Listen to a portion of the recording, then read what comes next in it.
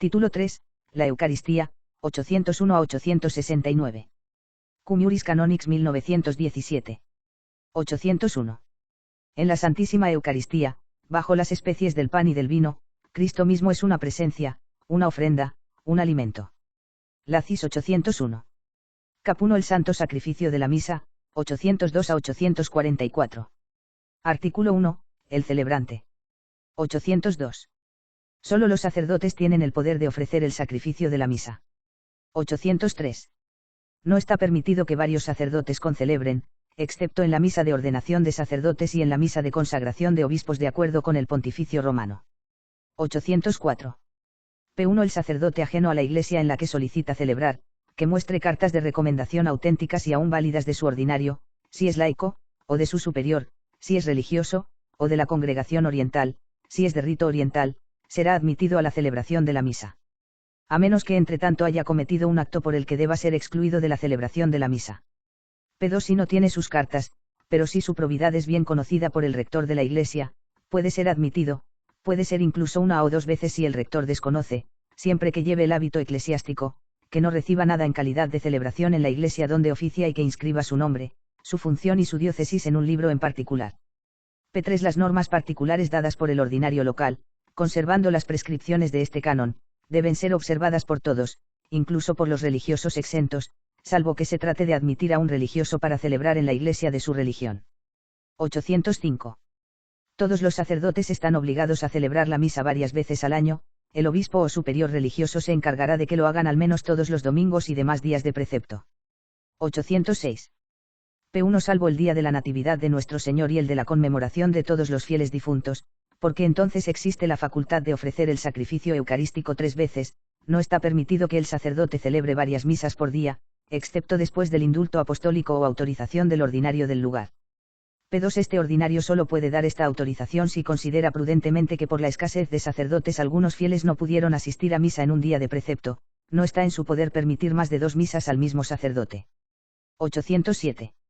El sacerdote que tenga conocimiento de haber cometido un pecado mortal, aunque considere que ha tenido contrición por él, no se atreverá a celebrar la misa sin la confesión sacramental previa, si en ausencia del confesor y en caso de necesidad, después de haber hecho un acto de perfecta contrición, ha celebrado, confesará cuanto antes. 808. El sacerdote no puede celebrar si no ha observado el ayuno natural desde la medianoche. 809. Está permitido aplicar los frutos de la misa a cualquier expiación de vivos o muertos en el fuego del purgatorio, excepto en el caso previsto por el can. 2262 Pag. 2N2. 810. El sacerdote no dejará de prepararse con piadosas oraciones para ofrecer el sacrificio eucarístico y, terminado este, dar gracias por tal beneficio. 811. P1 El sacerdote que va a celebrar la misa debe llevar el hábito eclesiástico hasta los talones y los adornos que prescriben las rúbricas de su rito. P2 El sacerdote se abstendrá de usar gorro o anillo, a menos que sea cardenal, obispo, beato abad o un indulto apostólico le permita usarlo durante la celebración de la misa. 812. No está permitido que ningún sacerdote que celebre, excepto los obispos y otros prelados que disfruten del uso de pontificios, tenga un sacerdote asistente, únicamente por razones de honor o solemnidad. 813.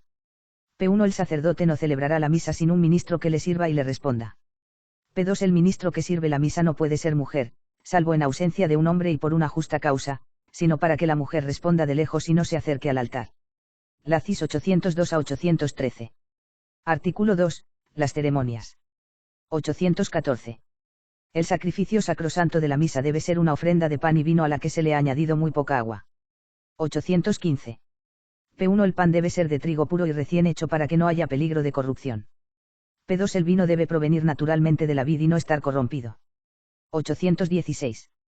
En la celebración de la misa, el sacerdote, según su propio rito, debe utilizar pan sin levadura o pan fermentado, donde quiera que celebre. 817. Es perjudicial, incluso ante la urgencia de una extrema necesidad, consagrar uno de los sujetos eucarísticos, sin el otro o incluso ambos, aparte de la celebración de la misa. 818. Condenada cualquier costumbre contraria, el sacerdote celebrante observará cuidadosa y devotamente las secciones de sus libros rituales, se cuidará de no agregar a su propio árbitro otras ceremonias u oraciones. 819. El sacrificio de la misa debe celebrarse en el lenguaje litúrgico de cada rito aprobado por la Iglesia. La CIS 814 a 819. Artículo 3, hora y lugar. 820.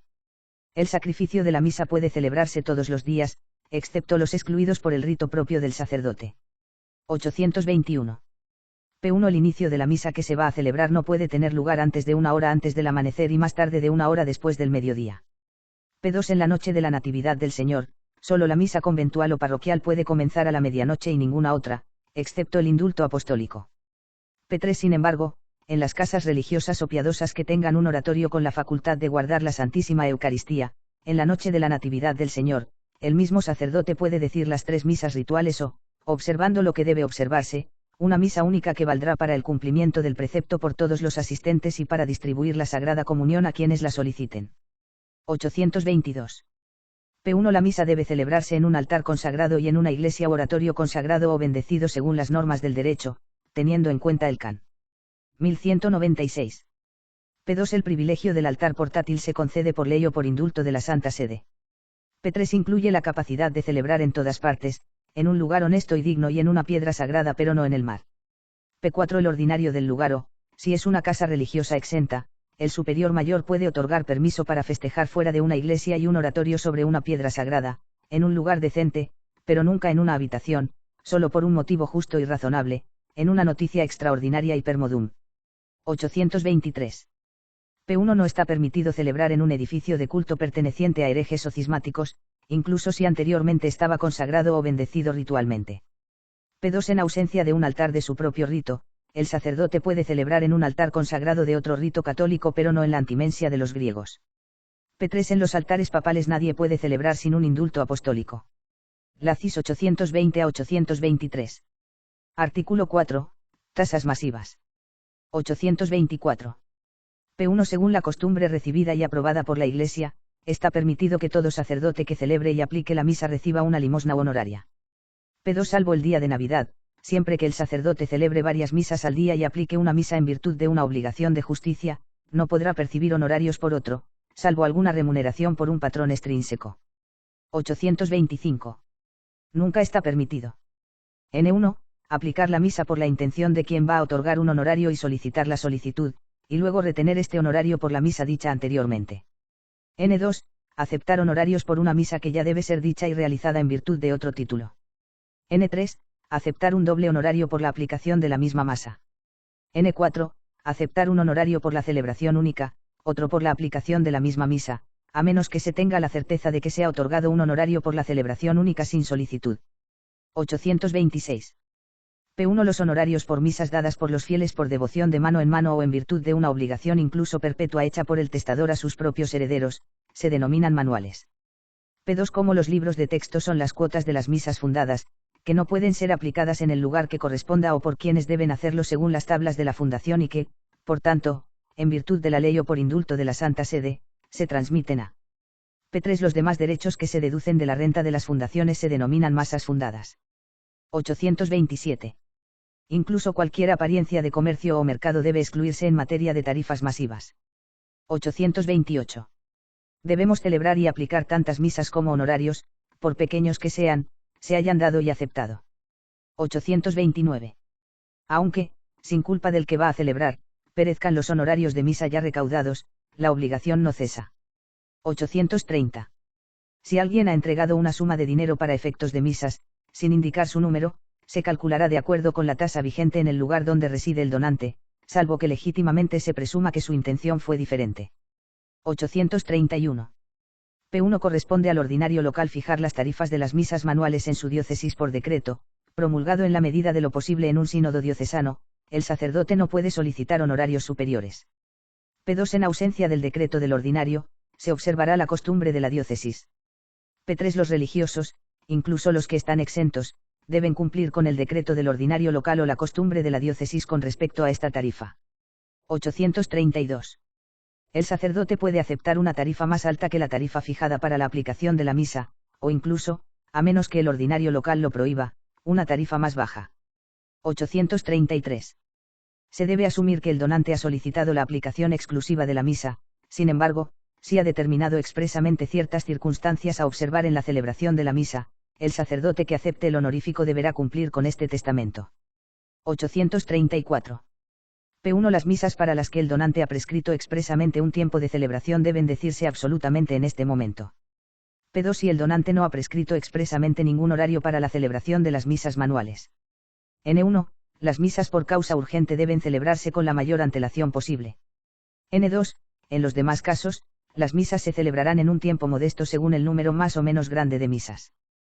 P3. Si el donante ha dejado expresamente el tiempo de la celebración al juicio del sacerdote, éste podrá celebrar misas en el momento que desee, teniendo en cuenta el can. 835. 835. Nadie puede aceptar cuotas para misas celebradas por él mismo que no pueda cumplir durante el año.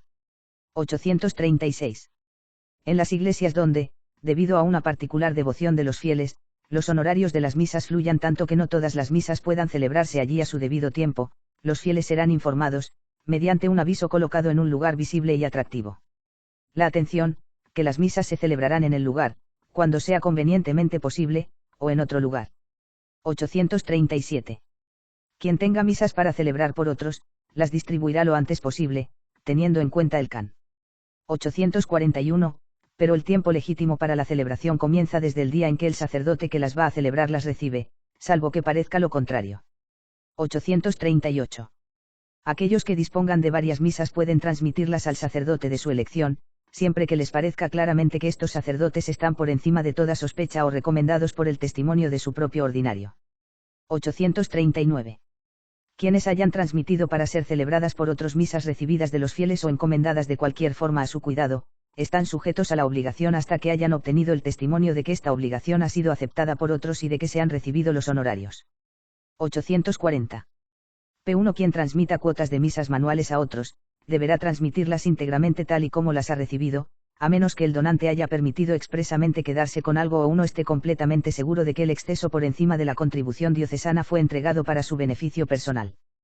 P2. En cuanto a las misas como misas manuales, siempre que la intención del fundador no se oponga a ellas, podemos legítimamente retener el exceso y basta con pagar solo la tarifa de una misa manual de acuerdo con la tarifa de la diócesis donde él se celebrará la misa, cuando el honorario más abundante sustituya en parte a la dote del beneficio o de la institución piadosa. 841. P1. Todos aquellos, eclesiásticos o laicos que administren instituciones piadosas, o estén obligados de alguna manera a asegurar la celebración de las misas por las que se les haya pagado las tasas, transmitirán al final de cada año las tasas de las misas no celebrado que todavía mantienen en sus ordinarios, según el modo especificado por ellos. P2. Este tiempo se calcula para que la obligación de enviar misas como los manuales comience al final del año en que debieron haberse dicho, para misas manuales comienza un año después de la aceptación para celebrar, a menos que la voluntad de los donantes sea diferente. 842. El derecho y el deber de velar por el cumplimiento de las obligaciones derivadas de las misas honoríficas, que incumben en las iglesias seglares al ordinario del lugar, en las iglesias de los religiosos a sus superiores. 843. P1. Los rectores de iglesias y otros lugares piadosos, laicos o religiosos, donde habitualmente se aceptan cuotas para la misa, tendrán un libro especial en el que anotarán el número, intención, cuota. P2. El ordinario está obligado por la obligación de controlar estos libros al menos cada año, por sí mismos o por terceros. 844. P1. Los ordinarios locales y los superiores religiosos que transmitan las misas para celebrarlas a sus propios súbditos o y otros, anotarán en orden en un libro las misas y las cuotas que hayan recibido, se ocuparán, según sus medios, de que estas misas se celebren lo antes posible. P2. Todos los sacerdotes seculares o religiosos deben anotar cuidadosamente qué intenciones de misa han recibido y cuáles han cumplido. Lacis 824 a 844. Cap 2. Sagrada Comunión, 845 a 869. Artículo 1. El ministro. 845. P1. El ministro ordinario de la Sagrada Comunión es el único sacerdote. P2. El ministro extraordinario es el diácono, con el permiso del ordinario del lugar o del párroco, que se concede solo por causa grave, pero que puede presumirse legítimamente en caso de necesidad. 846. P1. Cualquier sacerdote puede distribuir la Sagrada Comunión durante la misa y, si la celebra en privado, incluso inmediatamente antes y después, a menos que observe la prescripción del can. 869. P2. Aparte de la misa, cada sacerdote goza de la misma facultad, al menos con el presunto permiso del rector de la Iglesia, si es ajeno a él. 847. La comunión siempre se llevará públicamente a los enfermos, a menos que una causa justa y razonable indique lo contrario. 848.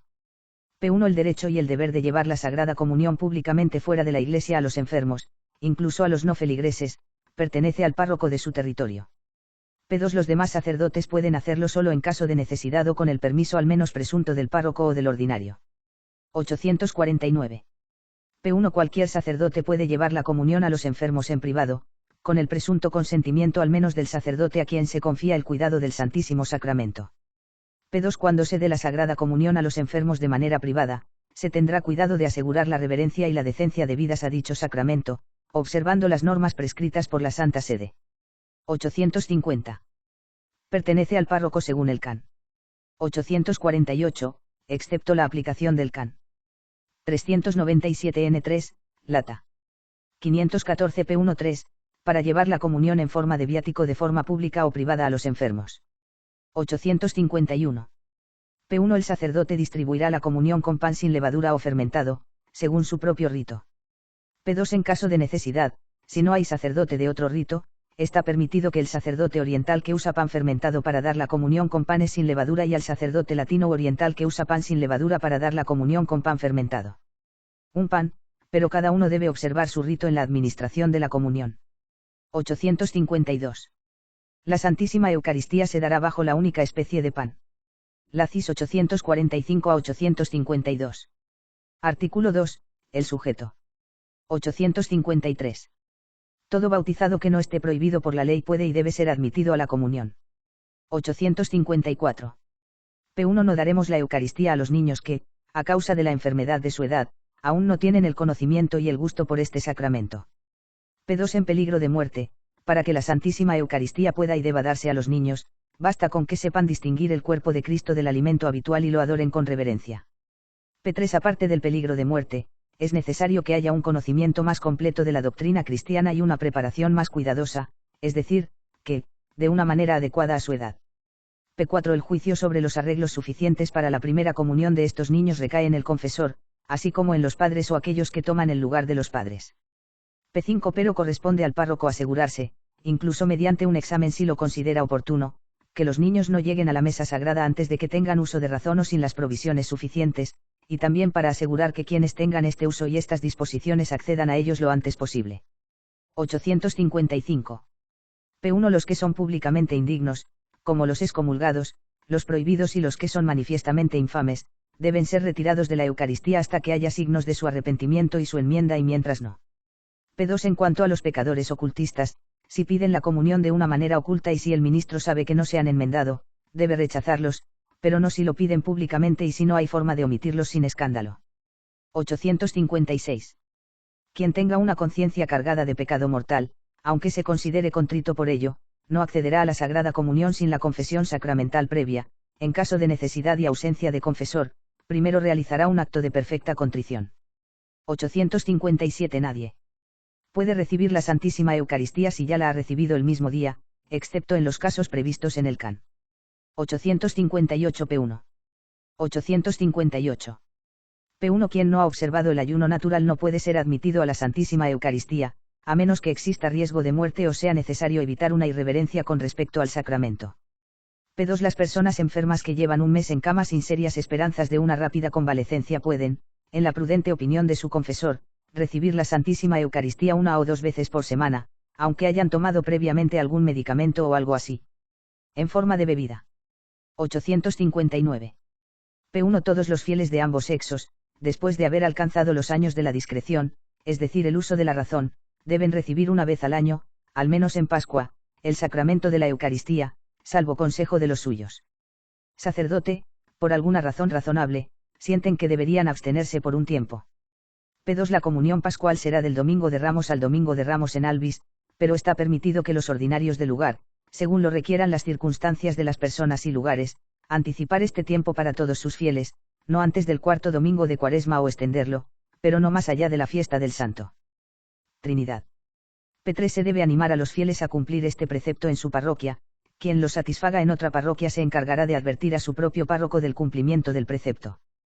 P4. El precepto de la comunión pascual surge siempre, si alguien, por cualquier motivo, no lo ha cumplido en el tiempo prescrito. 860. La obligación del precepto de comulgar, que incumbe a los impúes, recae también principalmente sobre sus responsables, a saber, los padres, tutores, confesores, maestros y párroco. 861. El precepto de recibir la comunión no se satisface con la comunión sacrílega. 862. Es conveniente que el jueves de Semana Santa todos los clérigos, incluso los sacerdotes que no celebran la misa ese día, reciban el Santísimo Cuerpo de Cristo en la misa solemne o conventual. 863. Se animará a los fieles a alimentarse frecuentemente, incluso a diario, de pan eucarístico, según las normas dadas por los decretos de la Santa Sede, para que quienes asistan a la misa no solo se comuniquen en espíritu, sino también, debidamente preparados, mediante la recepción sacramental de la Santísima Eucaristía. 864. P1 en peligro de muerte, por cualquier causa, los fieles están obligados por el precepto a recibir la Sagrada Comunión. P2 incluso si los fieles ya han recibido la Sagrada Comunión ese día, deben ser persuadidos, en caso de peligro de muerte, para que vuelvan a tomar la comunión. P3 mientras dure el peligro de muerte, es permisible y apropiado, según el consejo de un confesor prudente, recibir el viático varias veces en días separados. 865. El santo viático no se demorará demasiado para los enfermos, los encargados de las almas se cuidarán mucho de que los enfermos la reciban mientras todavía están en posesión de sus sentidos. 866. P1 está permitido que todos los fieles de cualquier rito reciban, por motivos de piedad, la Eucaristía consagrada en cualquier rito. P2 sin embargo, los fieles deben ser persuadidos para que cumplan con el precepto de la comunión pascual en su propio rito. P3 el santo viático debe ser recibido por los moribundos en su propio rito, pero en caso de necesidad está permitido recibirlo en cualquier rito. Lacis 853 a 866. Artículo 3, hora y lugar. 867. P1 está permitido distribuir la Santísima Eucaristía todos los días. P2 el viernes de Semana Santa solo podemos llevar el viático a los enfermos. P3 el sábado santo la comunión solo se puede distribuir a los fieles durante la misa solemne o inmediatamente después. P4 la Sagrada Comunión se distribuirá en los momentos en que se autorice el sacrificio de la misa, a menos que exista una causa razonable para hacer lo contrario. P5 el santo viático se puede administrar en cualquier momento del día o de la noche. 868. Al sacerdote celebrante no se le permite distribuir la Eucaristía durante la misa a fieles que estén tan lejos que él mismo pierda de vista el altar. 869. La Sagrada Comunión se puede distribuir donde se celebre la misa, incluso en un oratorio privado, a menos que el ordinario del lugar lo prohíba, por razones justas, en casos especiales. Título 4, Penitencia, 870 a 936. 870. En el sacramento de la penitencia, los pecados cometidos después del bautismo se remiten a los fieles debidamente dispuestos mediante la absolución judicial otorgada por el ministro legítimo. Lacis 870. Caput ministro de penitencia, 871 a 892. 871. Solo el sacerdote es ministro de este sacramento. 872. Aparte de la potestad de orden, para la válida absolución de los pecados, el ministro debe tener competencia, ordinaria o delegada, sobre el penitente. 873. P1 Aparte del sumo pontífice, los cardenales de la Santa Iglesia Romana tienen jurisdicción ordinaria para oír confesiones en la Iglesia Universal, los ordinarios locales, los párrocos y los asimilados a ellos lo tienen cada uno en su propio territorio. P2 El canon penitenciario, incluso de colegiata, goza también de la jurisdicción ordinaria, de acuerdo con el can. 401 P1, así como los superiores religiosos exentos de sus súbditos, de acuerdo con las constituciones. P3 Esta competencia cesa con la pérdida del cargo, de acuerdo con el can. 183, y tras sentencia condenatoria o declaratoria de excomunión, suspenso habea officio, interdicto. 874.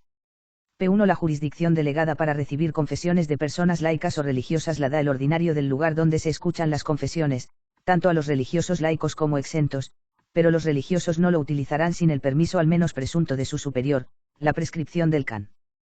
519 En mantenimiento. P2 Los ordinarios locales generalmente no otorgan el poder de confesar a los religiosos que no son presentados por su propio superior, ya los así presentados no les negarán sin motivo grave la prescripción del can. 877 Restantes mantenidos.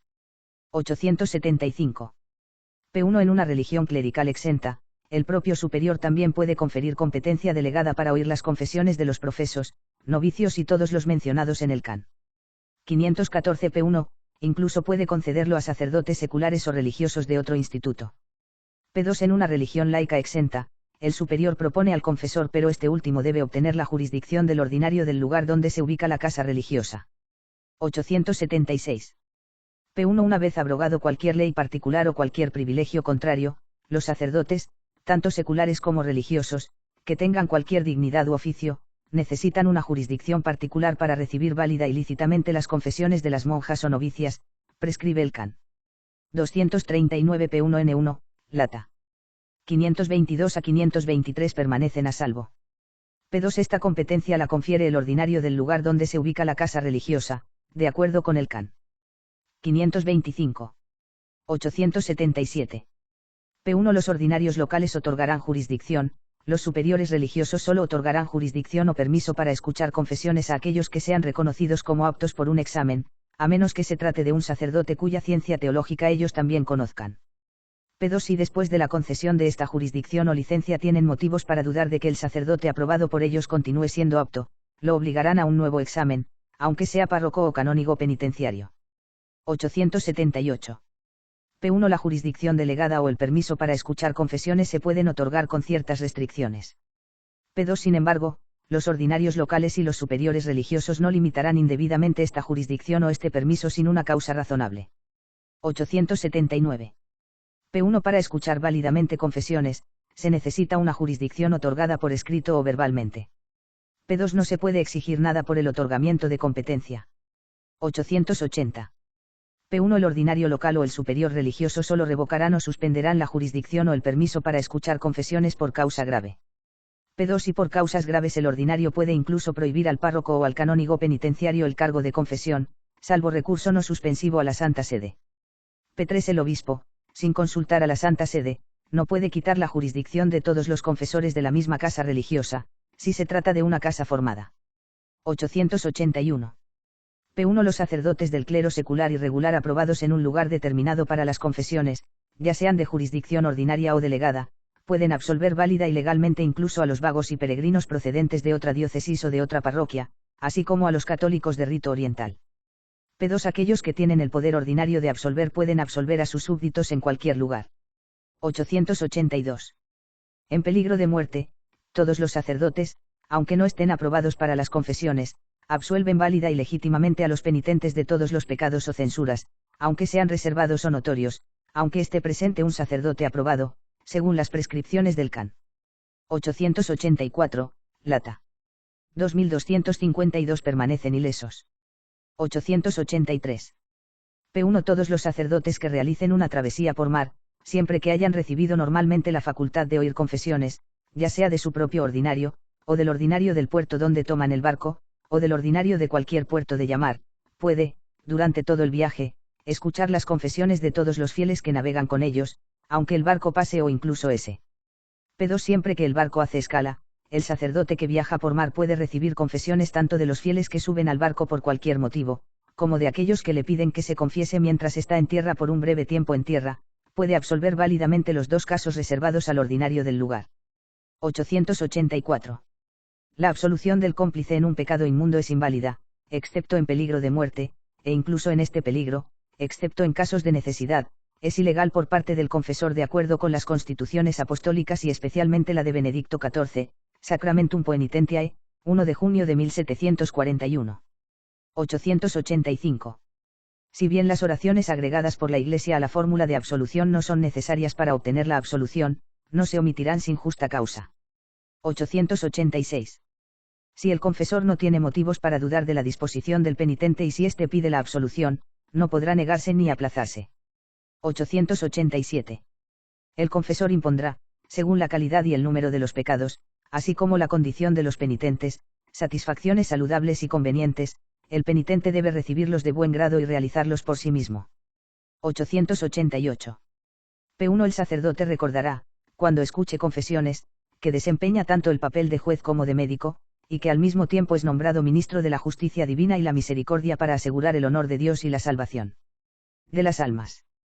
P2 evitará absolutamente preguntar el nombre del cómplice o presionar a alguien con preguntas curiosas e innecesarias, especialmente sobre el sexto mandamiento. No preguntará imprudentemente a los jóvenes sobre cosas que no saben. 889. P1 El secreto sacramental es inviolable, por eso el confesor cuidará diligentemente de no traicionar al pecador de palabra, ni de signo, ni de ninguna otra forma, por ningún motivo. P2 El intérprete, y todos aquellos que hayan tenido conocimiento de alguna manera de una confesión, también están sujetos a la obligación del secreto sacramental. 890.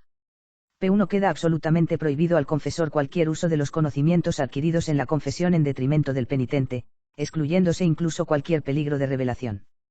P2 Los superiores en ejercicio, así como los confesores que luego se convierten en superiores, no pueden utilizar en modo alguno para el gobierno externo el conocimiento de los pecados que han tenido por la confesión. 891. El maestro de novicios y su asistente, el superior del seminario o colegio, no escucharán las confesiones de los alumnos que convivan con ellos en la misma casa, salvo que lo soliciten por una causa grave y urgente, en casos especiales y espontáneamente. 892. P1 Los párrocos, y todos aquellos a quienes se confía un cargo de almas en virtud de su función, están obligados por una seria obligación de justicia a escuchar por sí mismos o por otros las confesiones de los fieles que les son encomendado, siempre que lo soliciten razonablemente.